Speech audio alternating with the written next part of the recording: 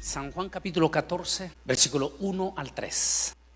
Dice así la palabra del Señor en el nombre del Padre, del Hijo y del Espíritu Santo. No se turbe vuestro corazón. ¿Creéis en Dios? ¿Creéis también en mí?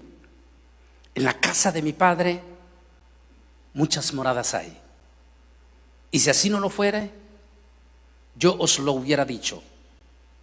Voy pues a preparar lugar para vosotros. Y si me fuere, os prepararé lugar. Y vendré otra vez y os tomaré a mí mismo, para que donde yo estoy, vosotros también estéis. Oremos. Amante Dios y Padre celestial, estamos ante el gran trono de tu presencia para darte las infinitas gracias, Señor, por esta santa y bendita palabra que hemos leído para la honra y para la gloria de tu Hijo amado Jesucristo. Que esta palabra, Señor, no regrese a usted vacía, sino que dé fruto para todos los corazones a nivel mundial a quien está llegando en este momento. En el nombre de Jesús te lo pedimos. Amén y amén. Pueden sentarse. Espáfora Ourano Shamaya. En otra palabra, cielo y eternidad. Invitados al cielo es el tema que quiero compartir este domingo, y en especial porque a partir desde más o menos febrero, marzo, abril y mayo, hemos perdido o se nos han ido miles de personas que se nos han muerto. Solamente en Estados Unidos 105,000 mínimo, 105,000 personas se nos murieron en estos 3 meses. Sin contar los miles que se nos han ido en América Latina, Europa y el resto del mundo. La muerte ha golpeado a todos los estratos sociales, desde las personas no cristianas hasta los propios cristianos, inclusive el propio pueblo de Israel. Prominentes rabinos, famosísimos rabinos, tanto en la comunidad judía de Nueva York como en el propio Israel, e inclusive un rabino que tuve el privilegio de conocerlo hace muchos años viajando de Houston a Nueva York. Era miembro de los 70, el gran famoso rabino de Argentina, fue uno de los que se nos fue. En nuestra iglesia evangélica, incluyendo aquí mismo en Estados Unidos, donde tal vez más ha sido golpeada, solamente en el mundo hispano, en la iglesia hispanoamericana, hemos perdido más de 60 siervos del Señor, siendo la inmensa mayoría de ellos Nueva York, Nueva Jersey, Boston, Houston, Texas, Washington, California y posiblemente otros estados. Así es que no solamente el mundo no cristiano llora la partida de un ser querido, sino que también nosotros los cristianos extrañamos a seres queridos que se nos han ido. Múltiples de iglesias, como esta iglesia de Managua, Nicaragua, el día de ayer, sábado, perdió a sus 2 pastores, una iglesia de aproximadamente 8,000 miembros. Sus 2 pastores, el pastor general muy famoso, muy conocido en Nicaragua, muy querido de Asambleas de Dios, se le considera casi como uno de los fundadores de las Asambleas de Dios en Managua, Nicaragua. Era muy querido, el pastor Ovidio Valladares. Y 30 minutos después de que él pasó con el Señor, 30 minutos después se fue su copastor, se fueron seguidos, uno tras otro. Esa iglesia de Asambleas de Dios, Betel, en Managua, el día de hoy, extrañaban a sus dos pastores, a su pastor general y a su segundo pastor.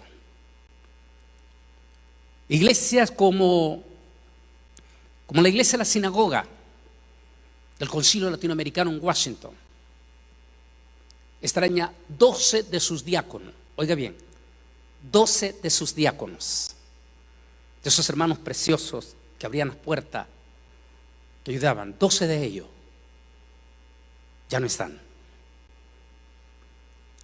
Sencillamente, dentro del pueblo cristiano nosotros decimos, se nos fueron adelante. Ante toda esta circunstancia, ¿por qué no hablar del tema invitados al cielo? Todos los seres humanos, no importa de qué condición social sea, negro, blanco, amarillo, colorado, ricos o pobres, tarde o temprano nos tenemos que ir de esta tierra. Realmente en la tierra todos los seres humanos somos simplemente visitantes, pasajeros. Como dijo el libro de los Hebreos, somos peregrinos. Somos peregrinos en esta tierra. Y nos guste o no nos guste, tarde o temprano todos vamos a tenernos que ir. Unos antes, otros después. Unos tienen la dicha de vivir como Moisés hasta los 120.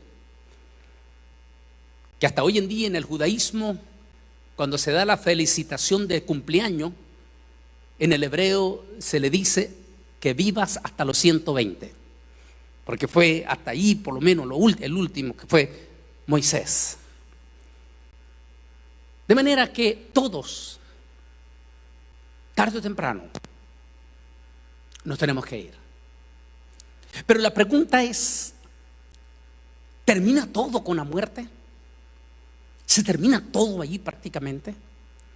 Eso es lo que muchos materialistas desearían y tratan de hacerse creer ellos mismos eso, de que todo termina con la muerte. Se murió, allí terminó todo. Decía, tuve el privilegio cuando recién llegaba a Estados Unidos, uno de los lugares primeros que tuve relación aquí en Texas, que fue el estado donde hoy llegué primeramente, fue San Antonio, Texas. Porque muchos de los estudiantes de la Universidad Vision en Austin, Texas, eran prominentes pastores en San Antonio, Texas. Entonces iba algunos fines de semana allá a San Antonio. Y entre esos fines de semana tuve el privilegio de conocer una personalidad que me invitó a la sinagoga de San Antonio. Esa personalidad nunca olvido, él ya pasó con el Señor. Él era un judío sobreviviente al holocausto nazi. Una de las familias de la supercompañía Levi. Él era uno de esos miembros de la familia o de los dueños de los pantalones Levi. Y nunca se me olvidó cuando él me dijo, Antonio, esta palabra. Me dijo, Antonio, a mí me gustaría creer en el materialismo, de que todo se termina con la muerte.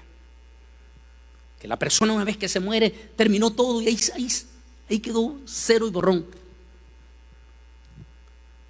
Pero me dijo, el daño que a mí me hicieron y a mi familia en el holocausto nazi es tan profundo que yo no lo podía perdonarme.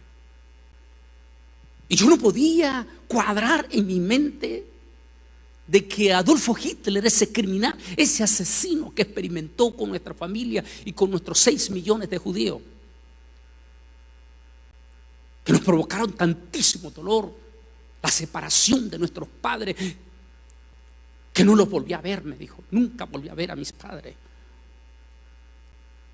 Y ese dolor tan profundo que nos provocó Adolfo Hitler, me dijo, a mí no me cuadraba que simplemente al morir se terminaba todo y que ahí, Ningún castigo, porque el tipo, cuando se vio que estaba acorralado, se tomó una pastilla de cianuro y se murió automáticamente. Entonces, ¿qué juicio? ¿Qué castigo recibió él si todo se termina con la muerte? Me dijo. Y me dijo, yo vivía con aquel resentimiento. El judaísmo mismo no me daba la respuesta. Hasta que una vez me dijo, otro mesiánico me habló de Yeshua. Y él me dijo que Yeshua, Jesús, tenía la respuesta para mí. Un día me dijo Antonio, en la noche, solo en mi cuarto, aquí en San Antonio, yo le dije, Yeshua, si tú eres el Mesías, si realmente tú eres el Mesías,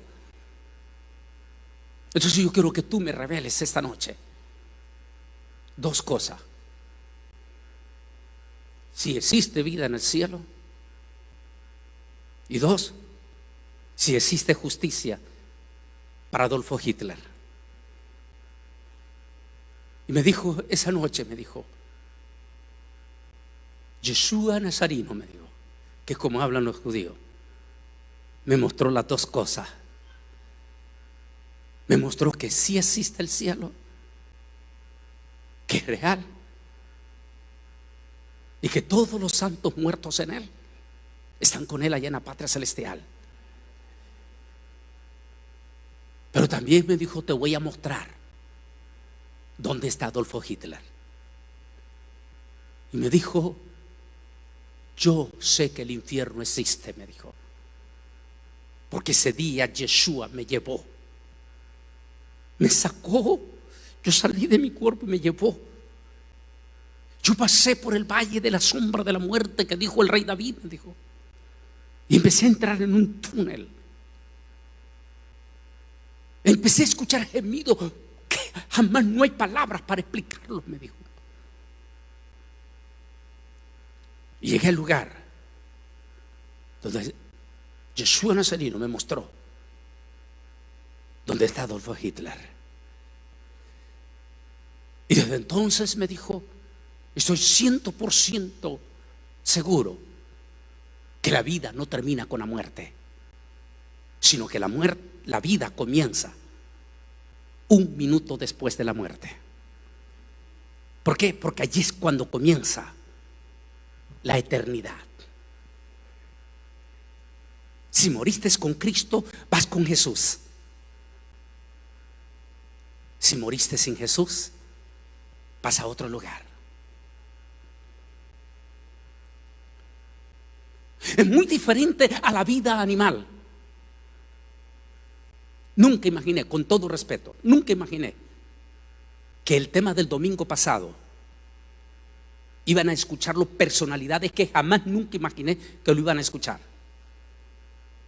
Y que un día de esto que andaba caminando en la tarde con mi niña, me llaman para decirme, nunca pensábamos, siempre creíamos que los evangélicos no saben tocar estos temas, me dijo. Nunca imaginábamos que los evangélicos saben acerca de la antropología, del origen y acerca de esos visitantes extraterrestres. Y dijo, ahora nos hemos gozado con esa palabra. Me mandaron 3 mensajes que lo quería hacer, pero después era tan profundo que mejor decidí no tocarlo. Estamos hablando científicos de la NASA. Porque ellos mismos están seguros que eso existe. La vida no termina con la muerte. Entonces, ¿qué es la muerte? La muerte no es otra cosa que un vehículo. Eso sería la palabra más correcta para decirla. La muerte es un vehículo que nos transporta hacia la eternidad. La pregunta es, ¿hacia dónde has comprado tu boleto tú? ¿Hacia el cielo o hacia el otro lado de la eternidad? A mí me gustaría 100% creer la enseñanza de algunos, no voy a decir nombres, de algunos movimientos religiosos semi-evangélicos, porque no son evangélicos, que dicen que sencillamente No existe el infierno, que la persona se muere, que lo entierran y que ahí queda en la sepultura y que ahí se pudre, y que habrá un día del juicio. Y que cuando llegue ese juicio final, cuando todos resuciten, sencillamente Dios va a decir: los que son salvos van conmigo aquí, van a seguir viviendo, y los que no, los aniquilamos como todos los animales. Nos gustaría creer eso, pero no es eso lo que dice la Biblia. No es eso lo que habla. Como explicaba el domingo pasado, el ser humano recibió algo que es diferente a los animales. Todos los animalitos. Es casi normal escuchar a los niños estar preocupados por su mascotita. ¿Qué va a pasar si viene el Señor? ¿Qué va a pasar con mi perrito cuando se muere y todo? Ellos se preocupan por su mascotita. Pues sencillamente son parte de los animalitos, que como quiera nos encariñamos con ellos, los queremos a ellos y todo. Pero una vez que ellos se mueren, ahí terminó, porque son parte de la materia de este planeta Tierra. Pero el ser humano no es simplemente materia. El ser humano, además de la materia con que estamos formados, porque somos materia, además de la materia que estamos formados, recibimos un alma inmortal.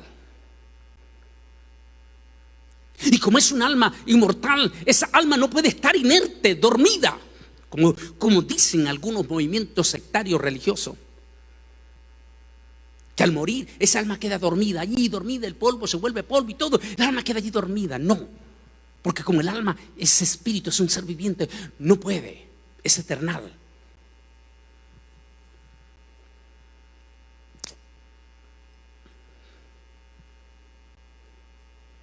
El ser humano desde Adán y Eva, porque nadie mejor que Adán conoció acerca de esa eternidad después que perdió el derecho al árbol de la vida. De hecho, habló a sus hijos y traspasaron los hijos de los hijos a él. Es que la única manera de escapar de un juicio de la eternidad era agarrándose al Altísimo Dios Todopoderoso. Todos los justos de aquel entonces, descendientes de Adán, empezaron a creer en su corazón y empezaron a obedecer, a seguir al Altísimo Dios Todopoderoso, esperando que cuando la muerte llegara no fuesen enviados ellos a ese lugar de tormento. Como se conocía muy poco acerca de la eternidad en el cielo, entonces se hablaba de un lugar conocido como el seno de Abraham en el judaísmo. Ese seno de Abraham, según la creencia del judaísmo, estaba compuesto, estaba dividido, estaba en el mismísimo infierno. Solo que en esa parte del infierno, antes de ir al lugar de tormento, había un lugar donde solamente estaba reservado para los justos que morían.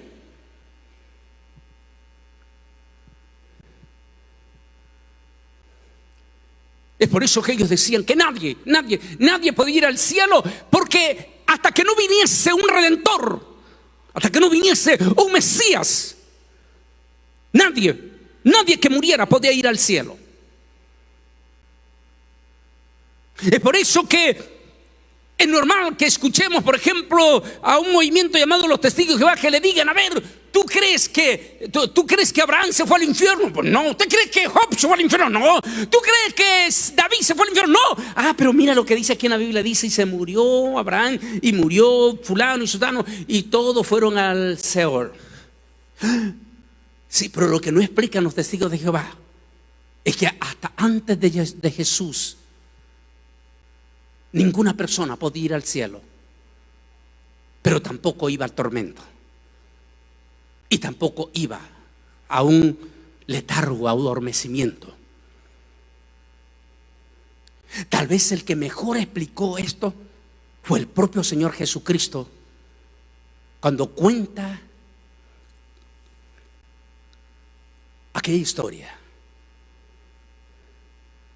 ¿Y por qué historia? Porque dicen los expertos, a mí me gusta más cómo la ve a veces más el judaísmo que como la ve nuestro cristianismo secular en los institutos bíblicos o sobre todo en la universidad. Porque en el judaísmo se va al trasfondo de la palabra origen.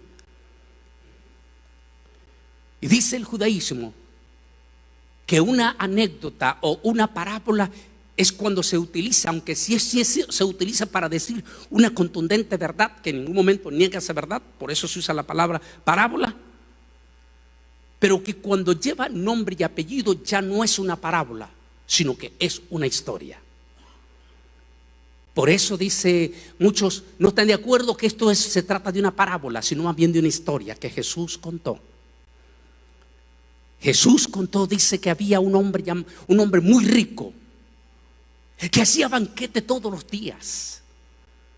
No dice que era malo, no dijo que era un criminal, no, simplemente era un rico que le gustaba la buena vida. Comelonas, grandes fiestas, grandes bebederas, esa era su vida de él, todos los días. Y dice Jesús contando una historia, que también allí en la vecindad de ese rico había un mendigo llamado Lázaro. Da el nombre específico de él, llamado Lázaro. Era un mendigo que por alguna razón, dice, el rico le daba acceso a su casa. Es decir, que el rico no le importaba que este mendigo entrase a pedir a su casa. Le daba permiso que de las sobras de la comida este mendigo pudiera comer. Esas eran de las migajas que se habla.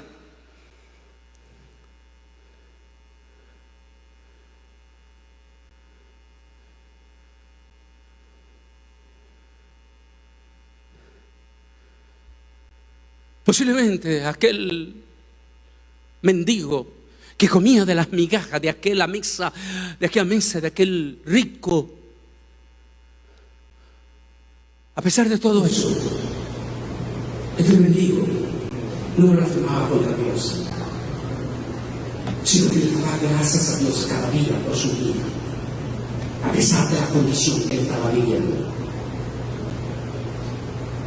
Pero como a todos nos llega nuestro día, un día dice que el rico murió.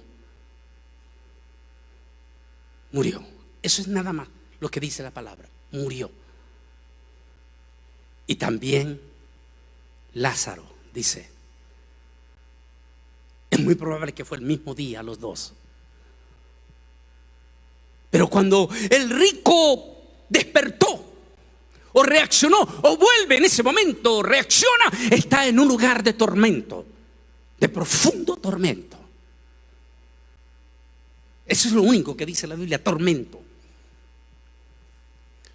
En aquel lugar de tormento dice que alzó los ojos y miró el seno de Abraham, lo que siempre enseñó el judaísmo. Y en el seno de Abraham él identifica a una persona a quien él posiblemente va a recordar que le permitía que comiera de las migajas de sus banquetes. Era Lázaro. Y simplemente él dice en la historia que clama a Jesús: Señor, dice el rico, manda que tu siervo Lázaro moje mis labios, porque estoy en grande tormento. La respuesta del Altísimo es: tú tuviste tus bienes, viviste tu vida, posiblemente nunca te quisiste arrepentir. Ahora estás en tu propio lugar donde tú escogiste.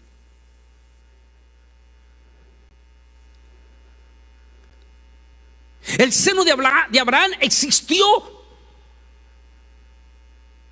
desde, algunos dicen, desde el propio primer pareja que se salvó, que en este caso fueron Adán y Eva, Abel y todos los santos, todos los justos, todas esas almas, excepto dos personas que no fueron al seno de Abraham. Ese es el misterio más extraordinario. Enoc y Elías. Ambos personajes, dice la Biblia, fueron arrebatados. Son los únicos. Y hay un tercero que todavía se discute profundamente, precisamente porque su cuerpo nunca fue encontrado. Moisés.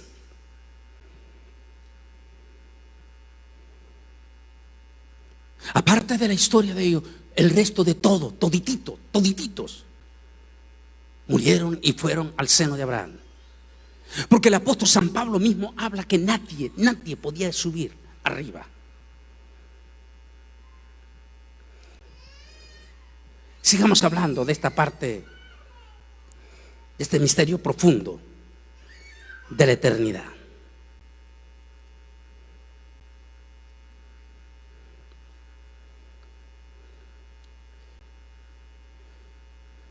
Solamente decía, me gusta lo que decía antes, dice la gente del mundo. Tal vez Humberto va a recordar esto como ex católico allá en aquel entonces. Un dicho de los católicos que todos los caminos llevan a Roma.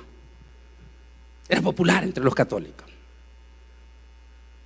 Y fíjese que yo también lo creo así. Que todos los caminos de este mundo, si usted quiere llegar, todos los caminos le pueden llegar a Roma. Usted puede ir a Roma en diferentes formas si quiere. Puede ir en avión, puede ir en barco y hasta en burro puede ir a Roma. Pero ¿cómo usted? Bueno, póngase de acuerdo usted en el estrecho de Bering cuando esté súper congelado en Bering y puede cruzar. ¿Cómo cruzaron los indios para acá? Mongolos. Cruzaron el estrecho de Bering. Finalmente, dentro de 3, 4, 5 años en el burro va a llegar, pero va a llegar a Roma. Pero al cielo no se puede llegar por todos los caminos. Solo hay un camino.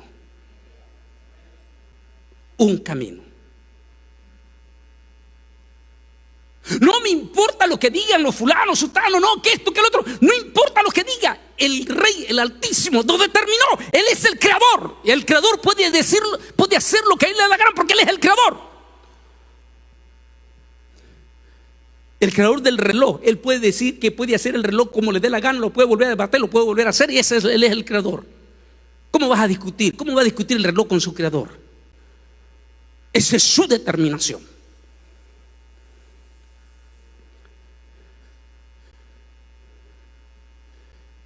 Y la Biblia, que es el libro de los libros. ¿Por qué digo el libro de los libros? Porque ningún otro libro religioso, por muy famoso que sea, ninguno de ellos tiene la autoridad, el poder que tiene la Biblia.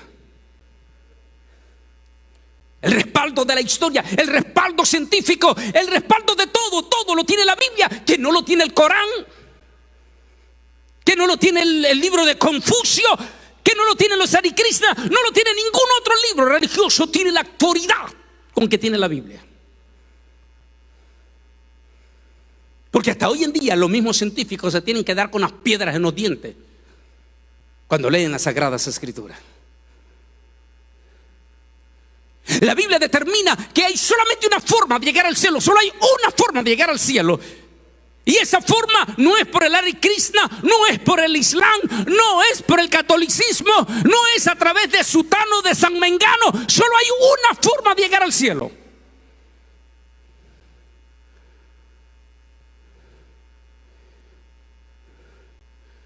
Impresionante esa noche cuando él le dijo, cuando él está hablando del cielo, no se turbe vuestro corazón. Están los discípulos en aquella cena del Seder, se llama en hebreo, la gran cena del Seder, de esa noche de la Pascua judía.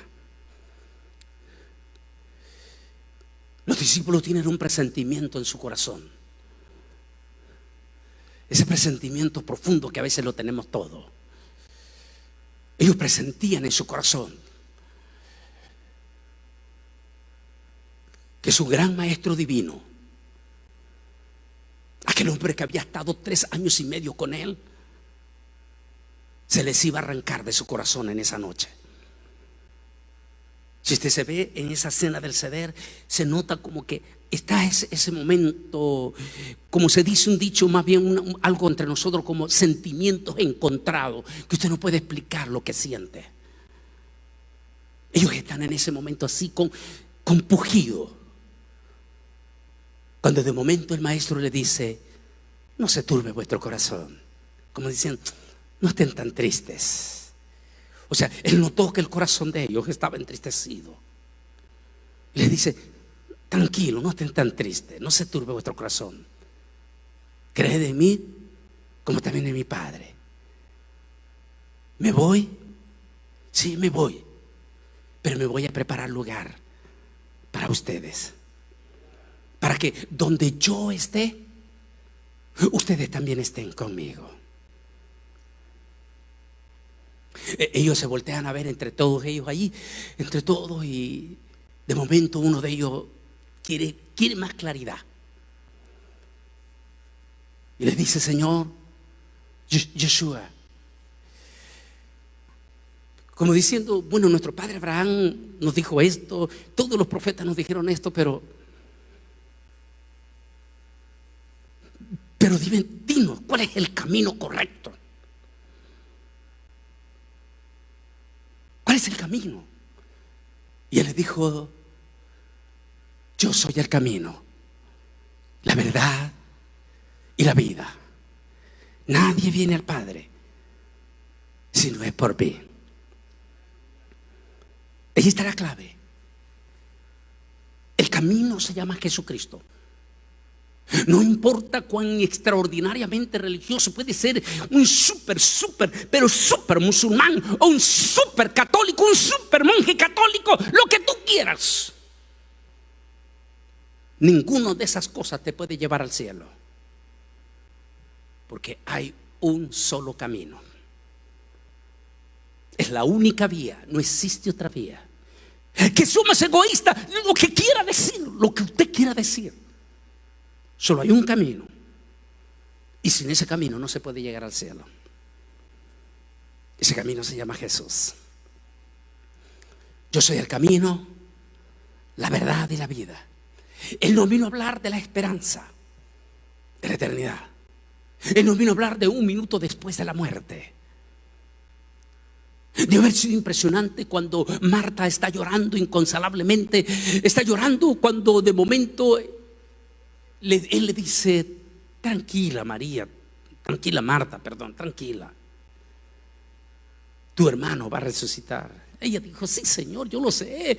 Todos nos enseñan la enseñanza de Daniel, que dice que un día resucitarán los buenos y los malos allá al día del juicio. Eso yo lo sé, pero eso no me consuela.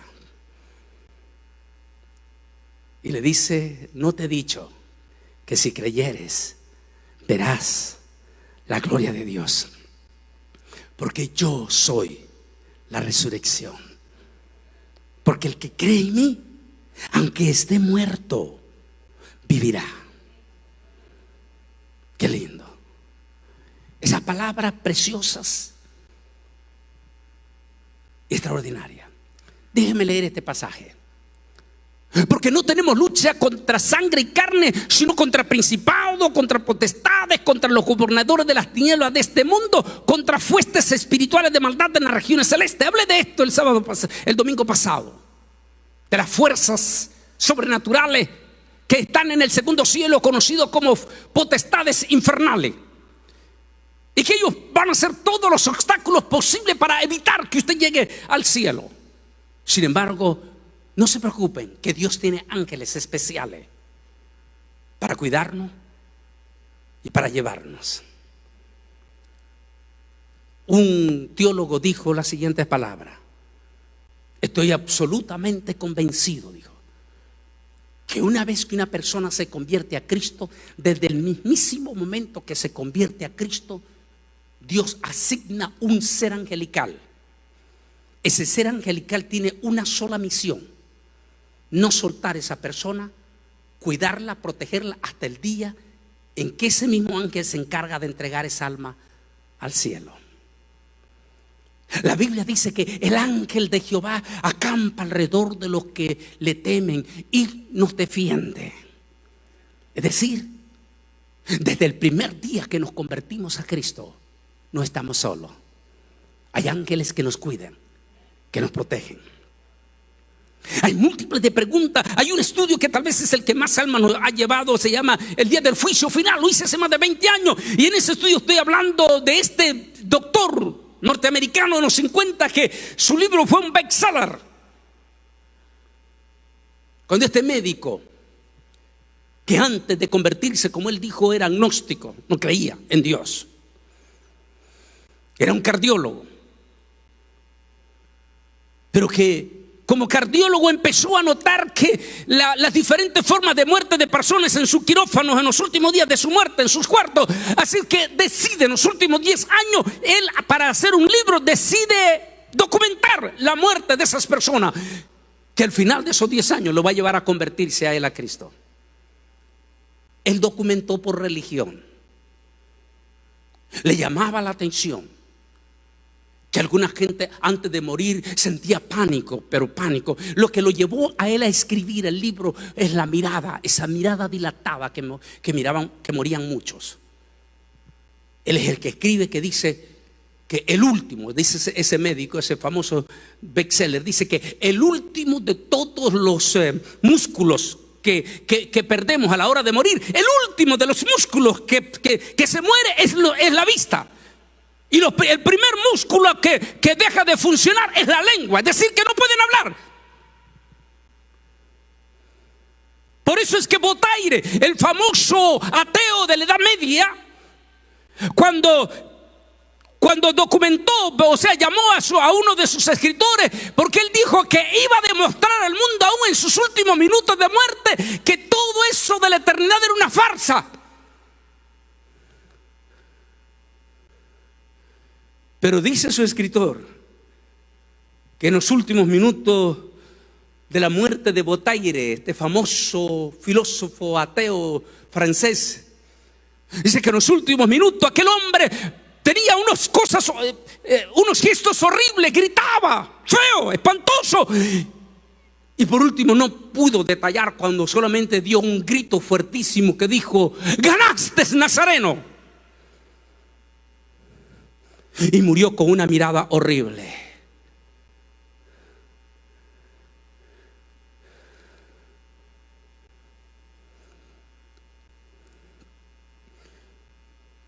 Lo que le llama la atención es en esta imagen. Dice ese doctor que escribió ese bestseller que cuento en el tema el juicio final,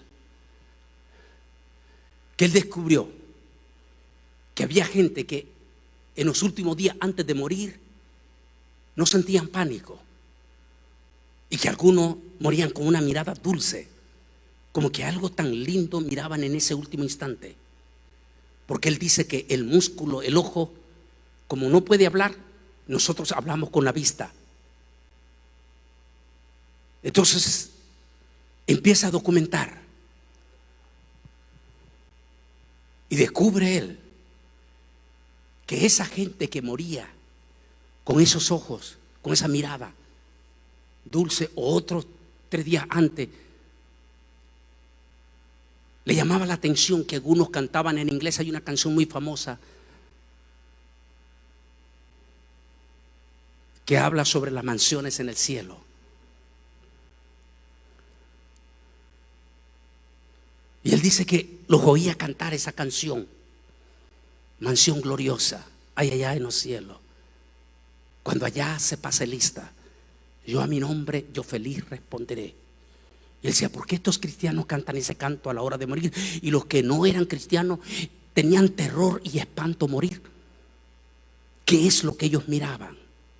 ¿Qué es lo que ellos encontraban en ese último minuto de su muerte?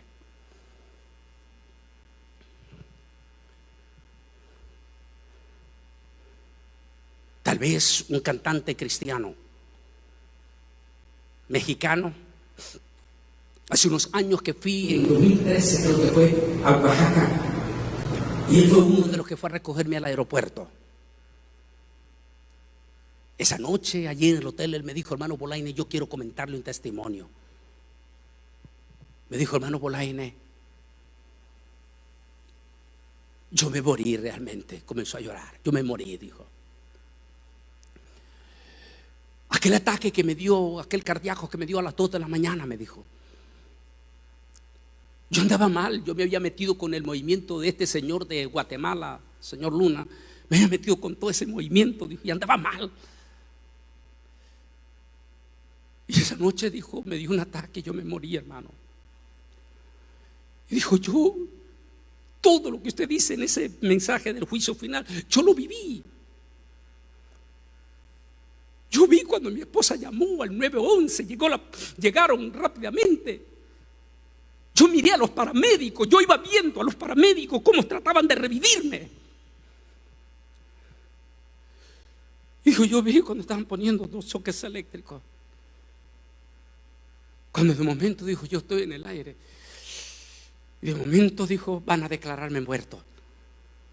En ese momento, dijo él, llorando, hermano Bolaine, delante de Dios se lo digo. Yo vi 2 deidades.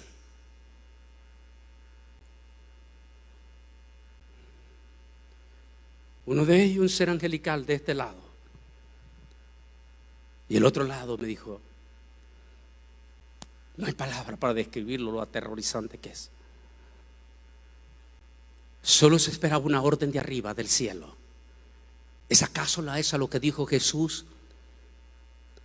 Mas yo digo que todo aquel que me confesare delante de mi Padre a la hora de su muerte, yo también le confesaré delante de mi Padre.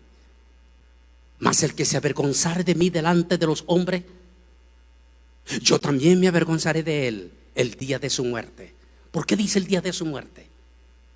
Porque en ese momento, como explico en ese tema del juicio final, en ese momento que sale del cuerpo la persona, una vez que el médico dice, después de los choques eléctricos, está muerto,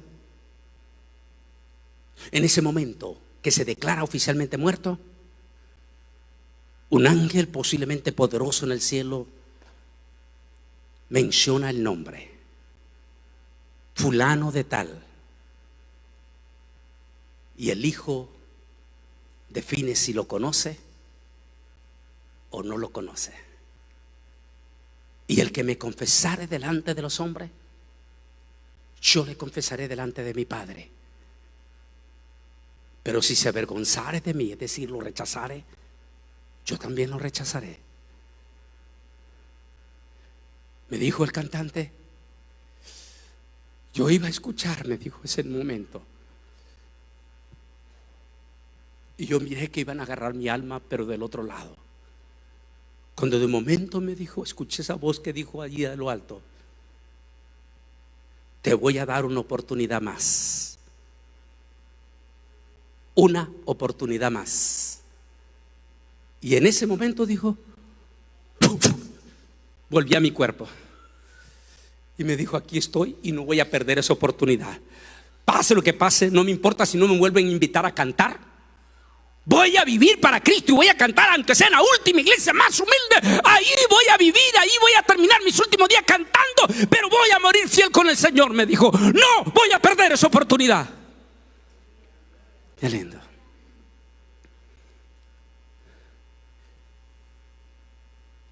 El relato de esto es que no es el oro ni la fama, nada de eso es lo que te salva, sino un corazón sencillo y humilde que reconozca que solo Jesucristo te puede dar esa salvación y esa vida eterna.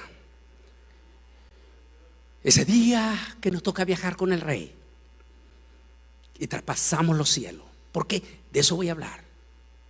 Traspasamos esos cielos que hablé el domingo pasado. ¿Se acuerda que hablé de esto? Traspasamos.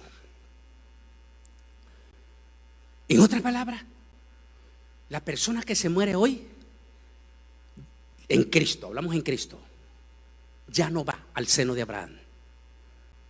El seno de Abraham ya no existe.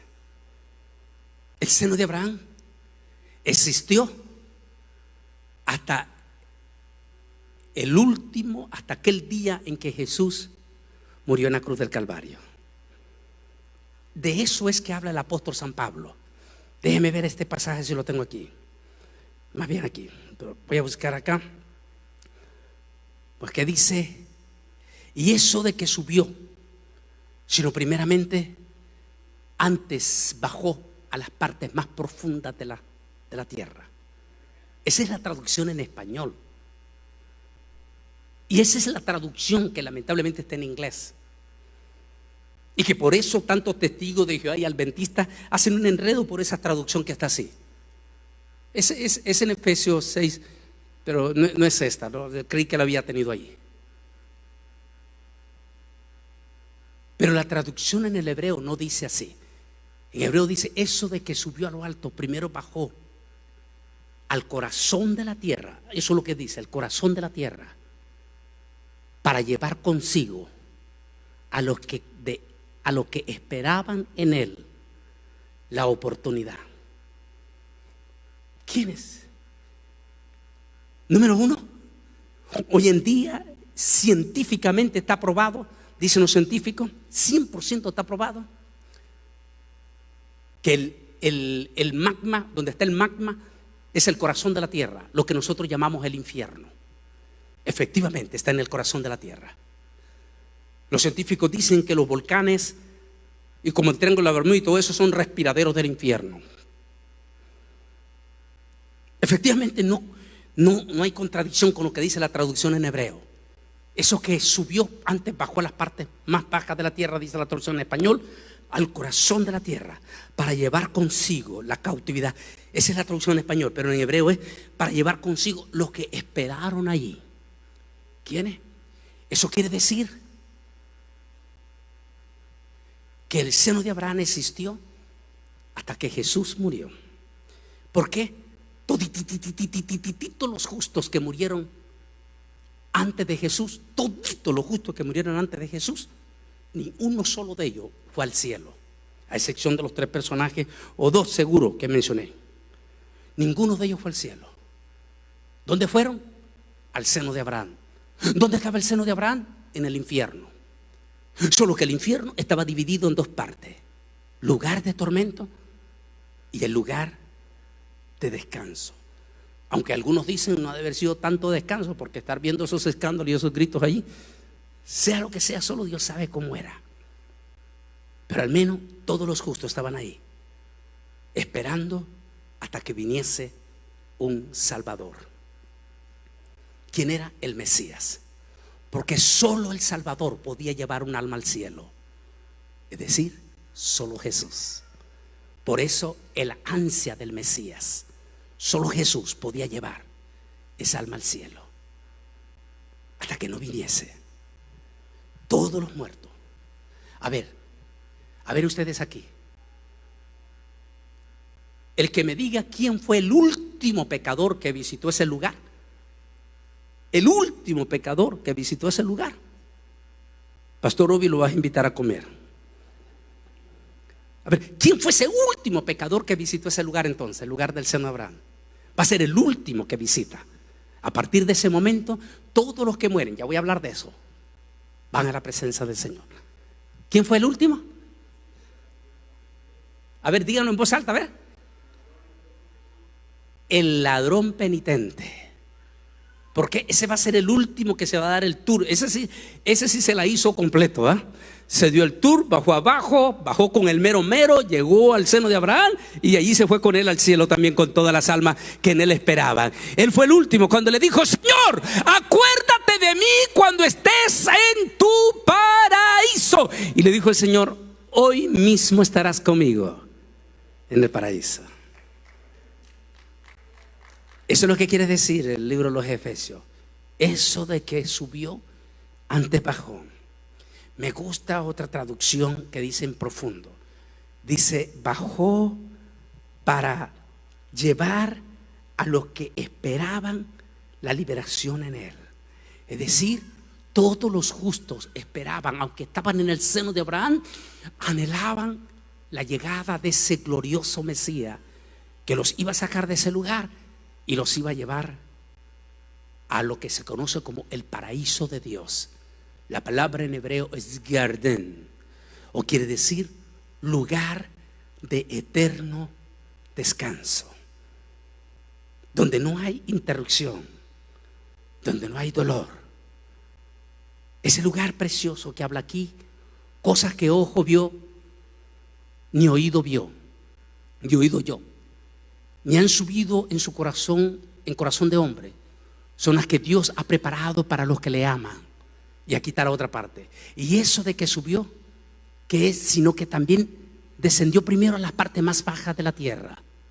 El que descendió es el mismo que también subió por encima de todos los cielos para llenarlo todo. Y en Génesis 49:33, y cuando acabó Jacob de dar mandamiento a sus hijos, encogió sus pies en la cama y expiró y se reunió con sus padres en el Seol, que es donde agarran los testigos de Jehová. Ve, no existe el infierno, porque el mismo Jacob fue al Seol. Sí, pero lo que no explican ellos es que estaba dividido en dos lugares. Ahora que Jesús ha triunfado en la cruz del Calvario, algunos teólogos dicen que Él llegó a los infiernos. Dos, para mostrar con sus manos que había triunfado como el Cordero de Dios. Primero, dos, para decirle a todos los justos que su tiempo allí ahora terminaba y ahora iban a la patria celestial. Y tres, para decirle a los demonios, al demonio de la muerte allí en el infierno, que habían sido derrotados públicamente en la cruz del Calvario y que ahora los muertos en Cristo pertenecían directamente al Señor. A partir de ese momento, el jardín del Edén y paraíso, ambos se usaban igualmente para la morada de los justos en la vida futura. Por lo tanto, los maestros judíos hablaban del paraíso de Adán, el paraíso de los benditos en el cielo y el paraíso de los justos en el reino venidero. Las tres formas que hablaba. La primera parte, el seno de Abraham. La segunda parte, los que ahora mueren en Cristo. Y la tercera parte, cuando ya en el milenio, cuando el Señor venga con todos los santos a reinar sobre la tierra en cuerpos glorificados. ¿Dónde están? Esa es la pregunta. ¿Dónde están los que mueren en Cristo Jesús ahora? Están en el cielo. La respuesta la tiene, número uno, la tiene Pablo en Tesalonicenses 1, capítulo 4 y el versículo 13. Cuando dice, y traerá el Señor con él. Dice, y traerá con él a los que durmieron en él. Es decir, en el arrebatamiento esas almas van a venir con Jesús. ¿Por qué vienen con Jesús? ¿Por qué vienen con Jesús? Porque Dios ha prometido resucitarnos espíritu, alma y cuerpo. ¿Por qué vienen esas almas con Él? Porque vienen para reclamar sus cuerpos.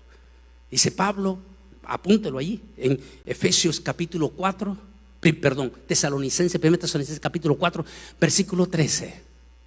Esas almas vienen con Él, porque Pablo dice en Corintios, dice, y los muertos en Cristo resucitarán primero. Esos cuerpos van a levantarse de donde quiera que esté, de donde quiera que haya quedado ese cuerpo, en las aguas, en las cenizas, porque recuerde que en la Edad Media miles de miles, se dice que en 500 años el Vaticano quemó a más de 60 millones de cristianos, los hizo ceniza.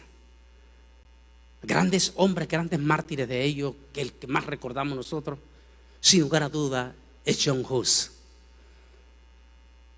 Las cenizas de él quedaron regadas, pero de una manera Dios levantará su cuerpo otra vez. Dice Pablo, y los muertos en Cristo resucitarán primero. Es decir, van a recibir ya no el cuerpo debilitado con que fue enterrado, con que fue quemado, sino ese cuerpo glorificado, angelical.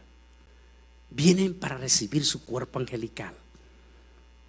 Y a partir de ese momento ya recibiremos la forma angelical. ¿Qué quiere decir?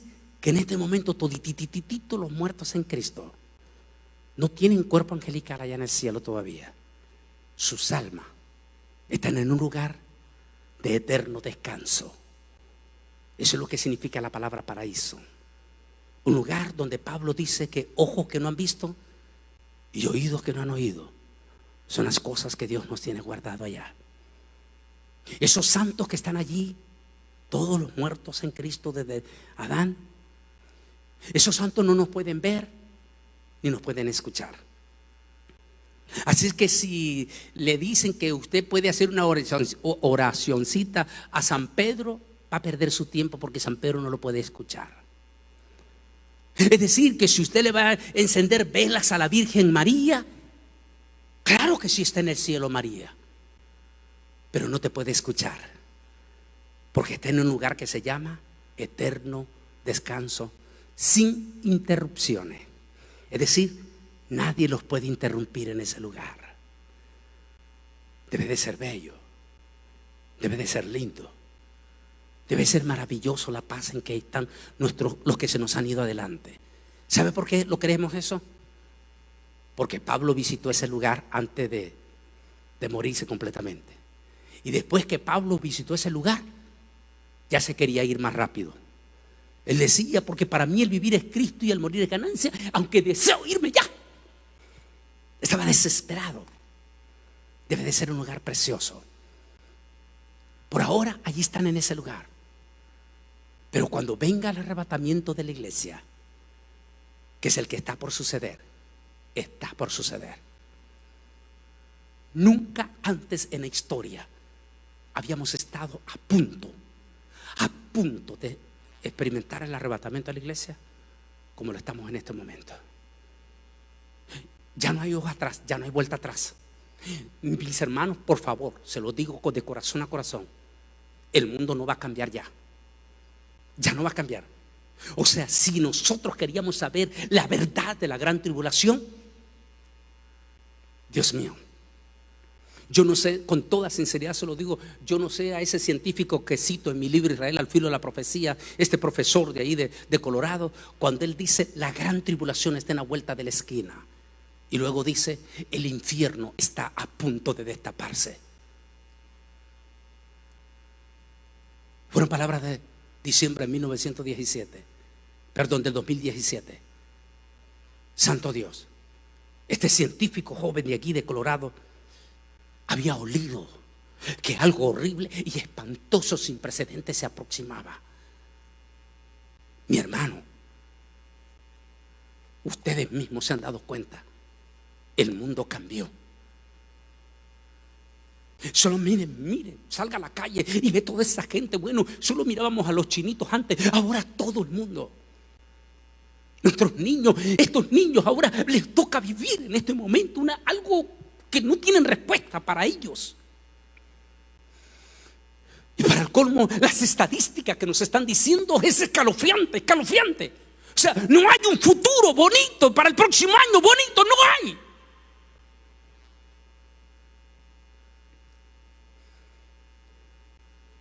Y cuando ve usted que le llegan y usted ve, Dios mío,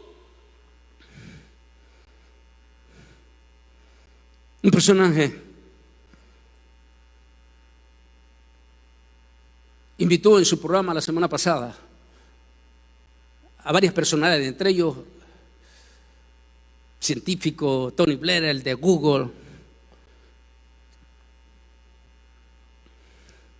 Y cuando ellos están hablando esa palabra, ellos lo hablan en el término mundano y uno dice, Dios mío, y cuando de momento están hablando ellos y están diciendo que Madrid va a ser el primer aeropuerto donde va a despegar en estos días el primer avión con pasajeros mundiales, y que esos pasajeros mundiales van a ser los primeros en estrenar el pasaporte electrónico internacional. Y para los que somos escatólogos estamos viendo eso. ¿De qué está hablando ellos? ¿De qué pasaporte electrónico internacional están hablando ellos? Y siguen hablando y dice, ¿por qué? Porque el mundo no va a volver, dijo el de Google, el mundo no va a volver a ser igual, no va a ser igual. Todo el mundo va a andar viajando con la muerte en su mano. Y el mundo va a necesitar, los aeropuertos van a necesitar dar seguimiento a esa persona, quién lo lleva y quién no lo lleva. Y la única manera será llevar un mapa electrónico. Que al llegar al aeropuerto las cámaras lo van a checar y van a poder detectar en el mapa electrónico si esa persona es portador de la muerte. Y cuando uno ve, no estamos hablando de esas cositas que le mandan ahí, de esos mensajitos allí de las redes sociales. No, estamos hablando de personalidades. Humberto, tú como periodista, están hablando en la noticia, decir esto y decir, Dios mío, no, es que no estoy leyendo un mensajito de las redes sociales, estoy yendo a uno de los expertos a hablar que ni siquiera sabe de lo que está diciendo. Dios mío, te están hablando de la marca de la bestia, te están hablando de todo esto que viene ahí encima. Y cuando oye que te están hablando de todo eso, uno dice: santo Dios. El arrebatamiento de la iglesia entonces está a la puerta. ¿Qué nos toca ver? ¿Qué va a pasar estos próximos 10, no digamos 10 años, los próximos 7 años, digamos?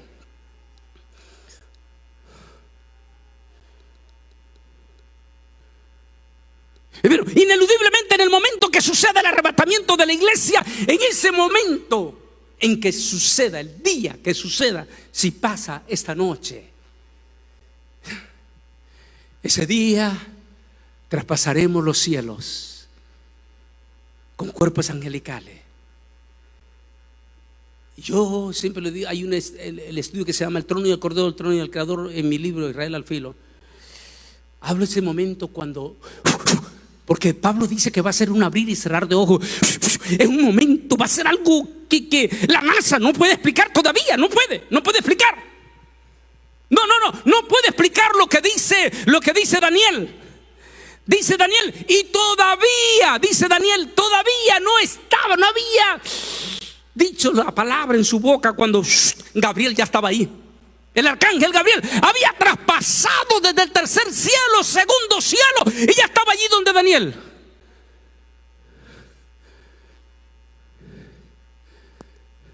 Mientras que Carl Sagan, que ya murió, que fue el creador de este super aparato que se llama Voyager 2, dice que Voyager 2, que lleva una memoria en 120 idiomas, por si se encuentra con una civilización extraterrestre y que esa civilización extraterrestre agarre esta nave Voyager 2, podrán descifrar en 120 idiomas el mensaje que le estamos enviando.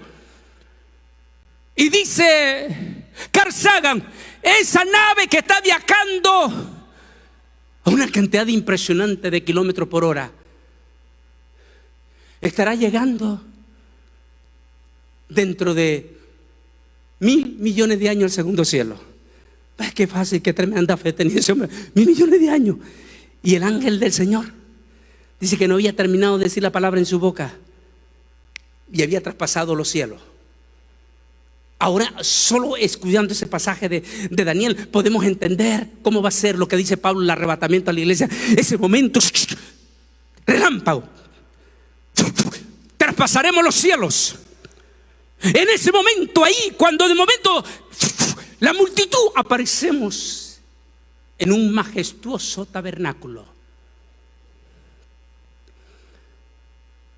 La mirada de toditititito nosotros se centrará cuando abrimos los ojos con vestiduras blancas en un majestuoso templo, tabernáculo, lo que usted le quiera llamar. Y sobre ese majestuoso templo, un personaje sentado sobre su trono, descansando sobre sí mismo. Juan lo describe como no puede, es tan extraordinariamente la belleza de ese majestuoso que lo describe con diferentes clases de piedras preciosas. Cuando en ese momento estamos todos posiblemente con la boca abierta viendo aquel majestuoso, a lo que llamaríamos esta tarde al deseado de todas las naciones. O otra palabra, al famoso anciano de días.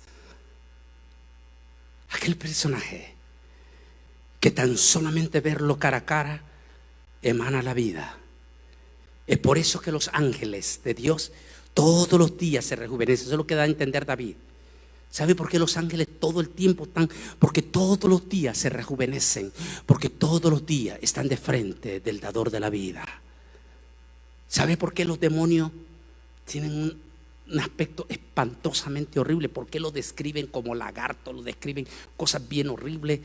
Porque desde el momento que los demonios fueron expulsados de la presencia de Dios, dejaron de emanar la renovación de su imagen y empezaron a envejecer envejecer, envejecer, envejecer, pero no puede morir. Pero los ángeles de Dios todos los días están de frente de Dios, todos los días se rejuvenecen. ¿Qué momento más lindo deberá de ser ese momento cuando aquella multitud, para mayor explicación, con todo respeto, hago una extensa explicación en mi libro Israel al filo, el trono y el cordero, el trono y el creador, capítulo 4, capítulo 5. De momento, aquella multitud, llega el momento de la presentación, porque todo va a ser oficial. La presentación oficial,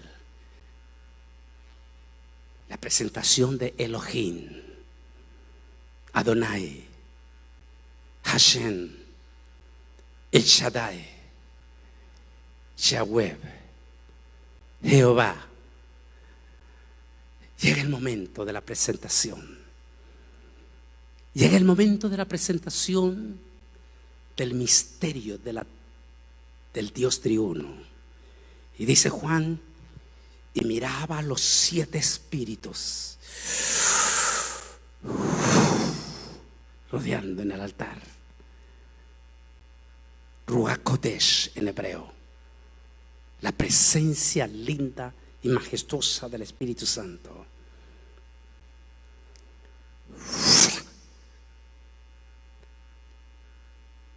El misterio del unigénito Hijo de Dios.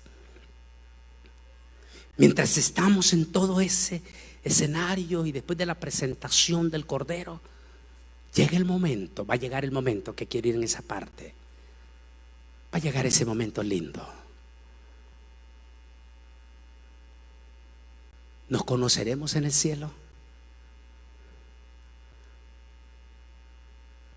¿Qué pasó de los que se nos han ido adelante?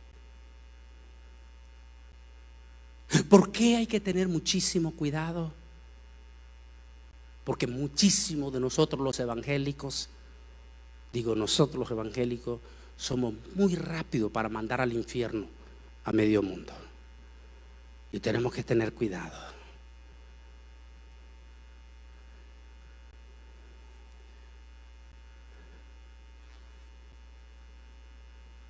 ¿Quiénes están en el cielo? ¿A quiénes encontraremos?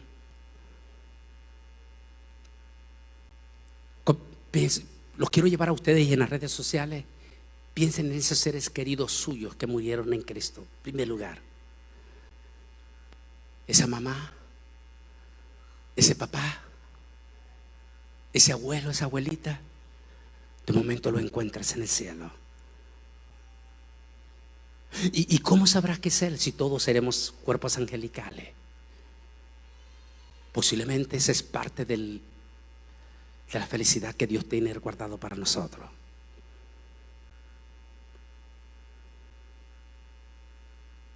Es muy interesante, porque los apóstoles en la transfiguración identificaron a Moisés y identificaron también a Elías, que ya estaban con cuerpos glorificados, y los identificaron.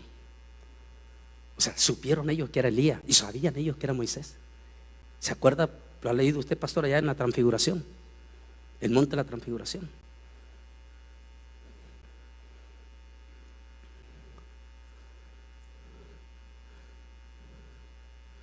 De momento, llega ese momento.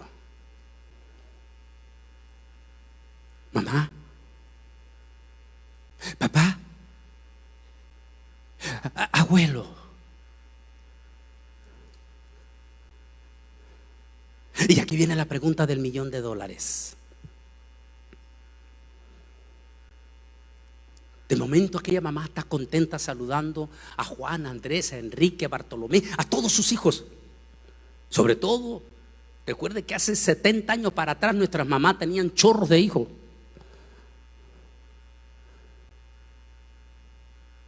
Pero alguien me dijo, ¿pero qué pasará? Aquel hijo que no se salvó, o aquella hija que no quiso recibir al Señor, ni antes del arrebatamiento. ¿Qué pasará con esa mamá allá en el cielo? Porque el dolor, una madre tiene un dolor que nadie se lo puede quitar. El dolor de madre. Entonces me dijo, el cielo se va a convertir en un lugar de gozo, pero a la vez de dolor para esa persona. Cuando me hicieron esa pregunta, dije, déjeme investigar. Y empecé a llegar a estos dos versículos. En la profundidad, aquí habla Pablo, nada se gana con hablar bien de uno mismo, pero tengo que hacerlo. Así que ahora les voy a contar las visiones que tuve y lo que el Señor Jesucristo me dio a conocer. Conozco a un hombre que cree en Cristo y que hace 14 años fue llevado a lo más alto del cielo. No sé si fue llevado vivo o si se trató de una visión espiritual. Eso solo Dios lo sabe. Lo que sé es que fue llevado al paraíso y que allí escuchó cosas tan secretas que a ninguna persona le está permitido decirlas. El apóstol San Pablo. Quiero que mire bien, cheque esa imagen.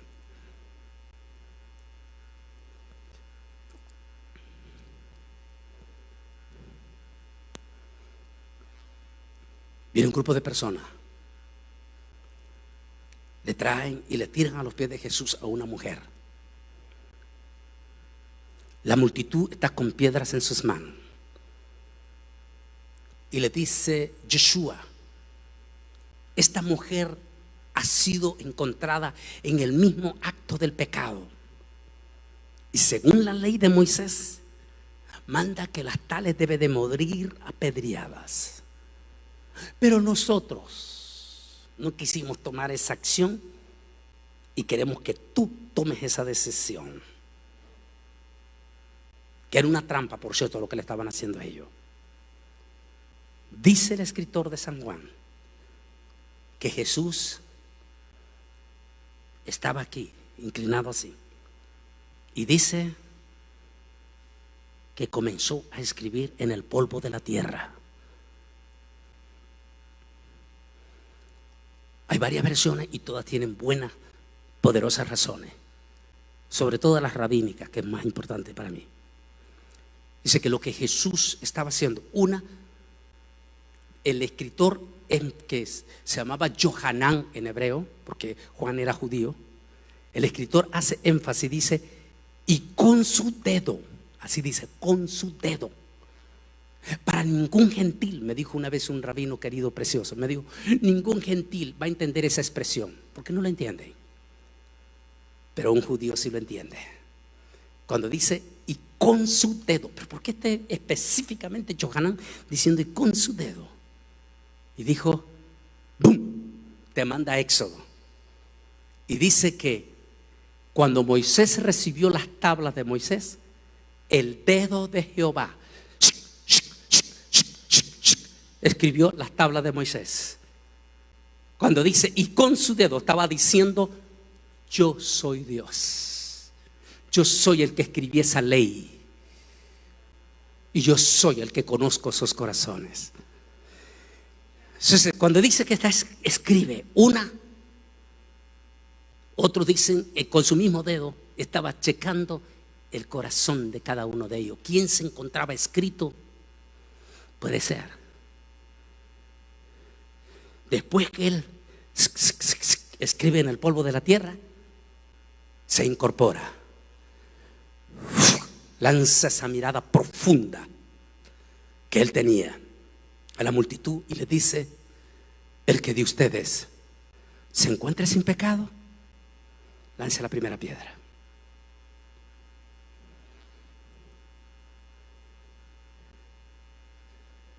Y aquí vamos a este otro pasaje. Sean borrados del libro de los vivientes y no sean escritos con los justos. Obi, tú lo conoces bien en inglés, es tu primera lengua prácticamente. Lo puedes leer en inglés y en español. Pero cuando te vas al hebreo, Ese mismo pasaje en el hebreo es el que nos da la luz. ¿Qué pasa con aquellos que no aparecerán en el cielo? Aquel hijo, aquella hija, que al no encontrar a su mamá en el cielo podría provocar dolor. Pero cuando nos vamos al original, al hebreo, lo que está diciendo es: y cuando estén ustedes en eternidad, los nombres de aquellos que no fueron fieles se les será borrado para siempre de su mente, de tal manera que no habrá memoria de ellos. Es decir, en el cielo solo recordaremos a aquellos que están en el cielo. Y de esa manera, dicen los expertos, se provocará dolor.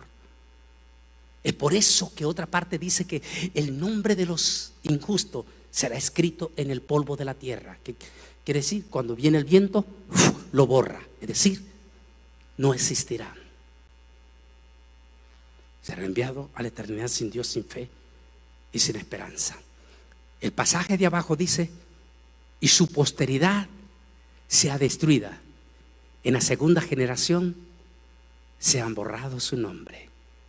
Otra vez entramos en la traducción. Otra vez entramos al hebreo. El hebreo dice: sean borrados completamente de la posteridad de sus generaciones.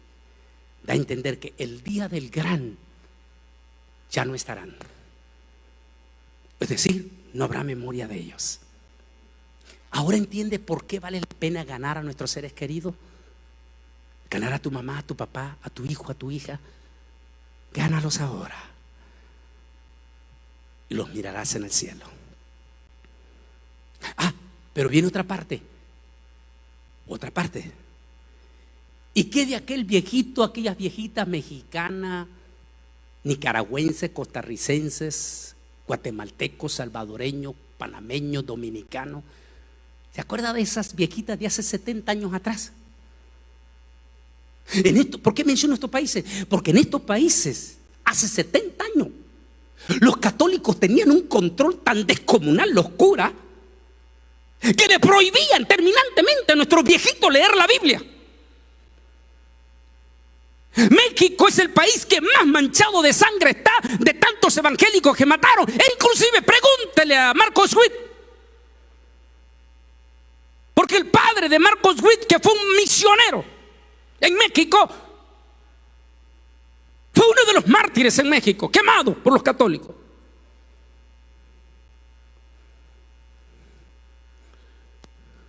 En México mismo, y allí se diga América Central y Sudamérica, los curas tenían tanto control que si se daban cuenta de alguien evangélico en su pueblo, en su comunidad, incendiaban, le echaban a la gente, públicamente los denunciaban para que los trabajadores lo corrieran, no le dieran trabajo.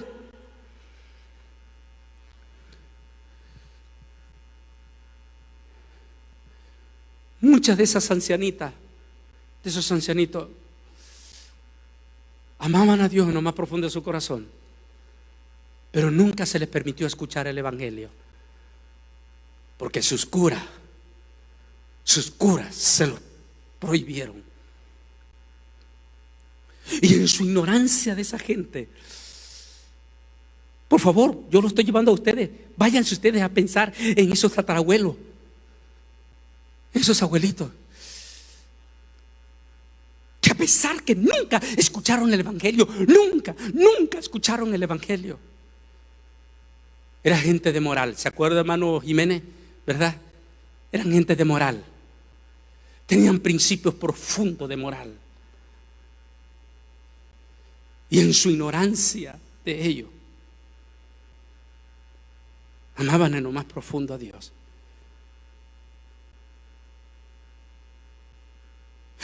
¿Dónde encontramos esto? Bueno, Romanos, el libro de los Romanos dice que los que sin ley murieron, sin ley serán juzgados. Y luego dice Pablo: oh, grandes profundidades de Dios este misterio. ¿Por qué? Porque Dios es justo. ¿De qué ley está hablando ahí? De la ley del corazón, de la ley del evangelio. Es decir, ellos no rechazaron a Jesús. Simplemente nunca se les dio la oportunidad de escuchar. Si ellos le hubieran tenido la oportunidad de escuchar, lo hubieran recibido. Pero como los curas no se lo permitieron, entonces, a pesar de todo, en su ignorancia, sí escucharon del nombre de Jesús, dicho en su forma de parte de los católicos, porque los católicos hacen una mezcla. A pesar de todo, allá es probable que el día del gran juicio, el día del cielo, encontremos a esa viejito, esa viejita, allá en el cielo. ¿Es de ese gran misterio que está hablando el apóstol San Pablo? ¿O grandes profundidades de Dios? Porque los que sin ley murieron, sin ley serán juzgados. Ahora, ¿qué pasa con aquel que sí recibió el mensaje de Cristo, pero le rechazó? Ese sí no hay nada que hacer. El que me rechazare, yo también le rechazaré. Si es decir, ustedes que están en las redes sociales, si usted recibe el llamamiento de recibir a Cristo, pero lo rechazas y no lo aceptas y te mueres esta noche, no hay nada que hacer por ti. Te fuiste a juicio, no porque nunca escuchaste, sino porque nunca lo quisiste recibir. O misterio grande de Dios. En otras palabras, la única manera de llegar al cielo es única y exclusivamente por Jesús. Una vez le preguntaron los discípulos a Jesús acerca de este misterio, y él dijo: yo soy el camino, la verdad y la vida. Nadie viene al Padre si no es por mí. El que cree en mí, aunque esté muerto, vivirá.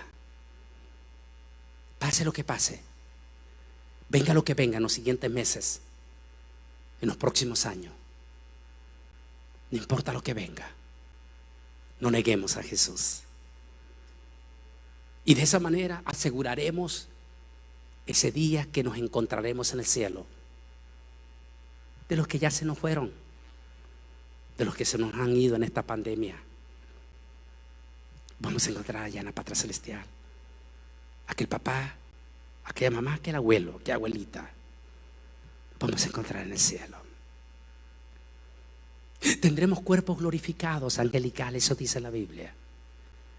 Posiblemente uno de los gozos que Dios nos va a dar es eso, que nos vamos a poder identificar. ¿Y qué de aquel niño que se abortó? Dice que la mamá no pudo ver su rostro y que lo abortó cuando era inconversa y que lo hizo por ignorancia, cometió ese crimen. Hay buenas noticias: si te convertiste a Cristo, Dios perdonó tu pecado y vas a encontrar ese niño o esa niña allá.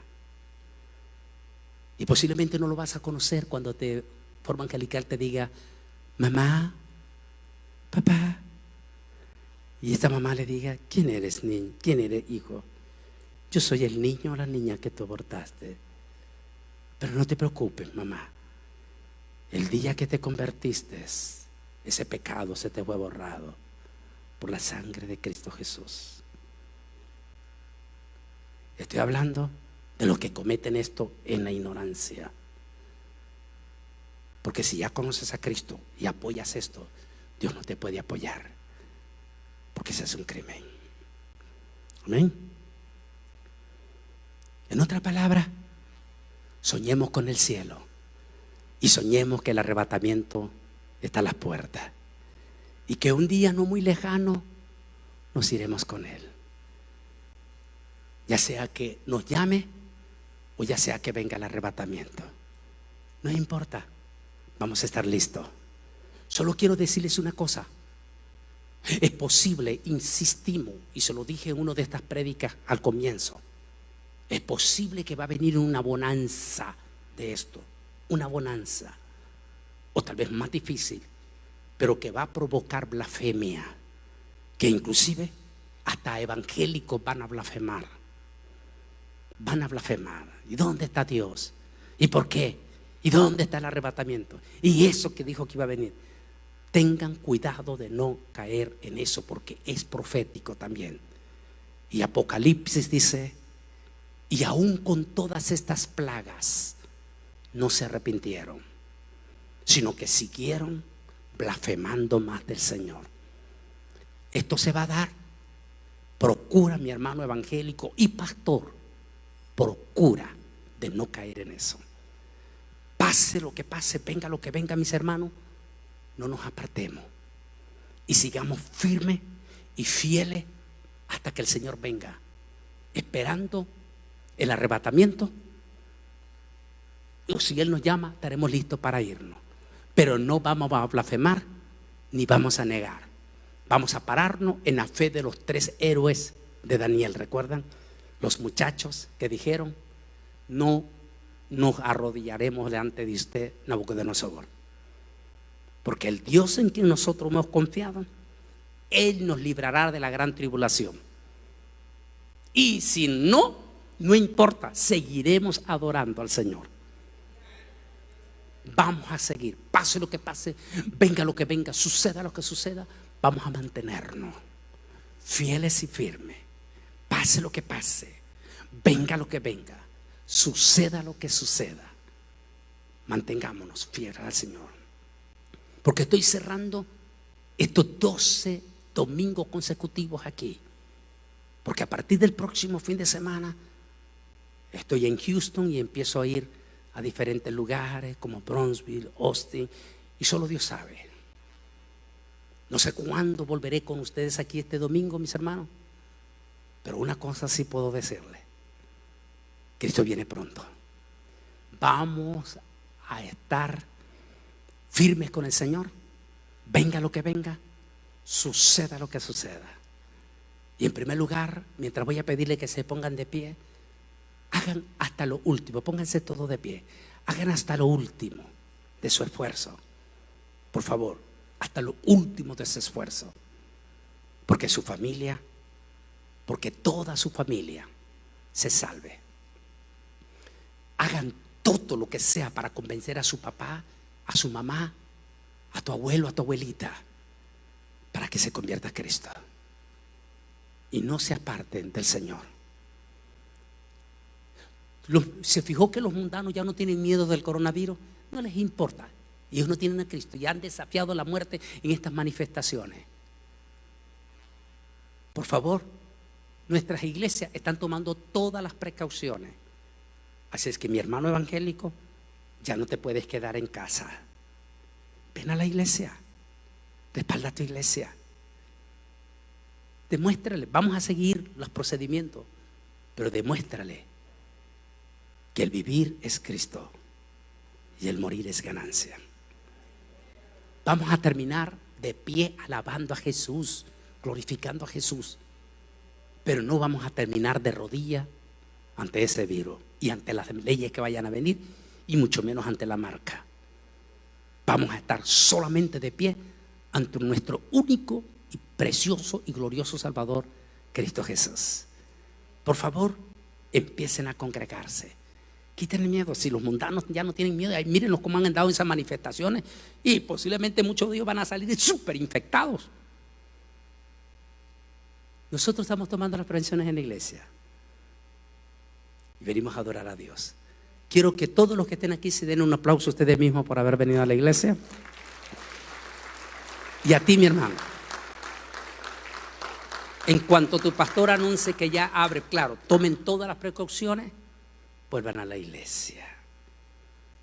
Y en lo personal, mi más profundo agradecimiento a esos preciosísimos hermanos, familias, que siempre apoyaron el ministerio en estos 12 domingos consecutivos. Que el Altísimo me les bendiga. Gracias por esas preciosas, lindas y humildes ofrendas que ustedes dieron al ministerio, porque por 3 meses estuve paralizado sin campaña. Que el Altísimo me les bendiga. Él les volverá a ustedes en bendición. A esos preciosísimos hermanos de aquí del Divino Redentor, lindo, que llegaron con una ofrenda al ministerio. Que el Altísimo me les bendiga. Y vive Jehová, que Él se los regresará con creces. ¿Y sabe qué? Nunca tuvimos que pedir. No tuvimos. ¿Sabe por qué? Porque Dios nos mandó de limonero. Él dice que Él es justo con sus justos. Y Él fue justo a través de los hermanos. Bendijo nuestro ministerio. Nos guardó, nos ayudó. Sigamos adelante. Adelante en Cristo. No perdamos de vista la venida de Él, su arrebatamiento, y no perdamos de vista que un día estaremos en el cielo, porque somos invitados al cielo. ¿Por quién? Por el mero Jesús de Nazaret. Que el Altísimo me les bendiga grande y poderosamente.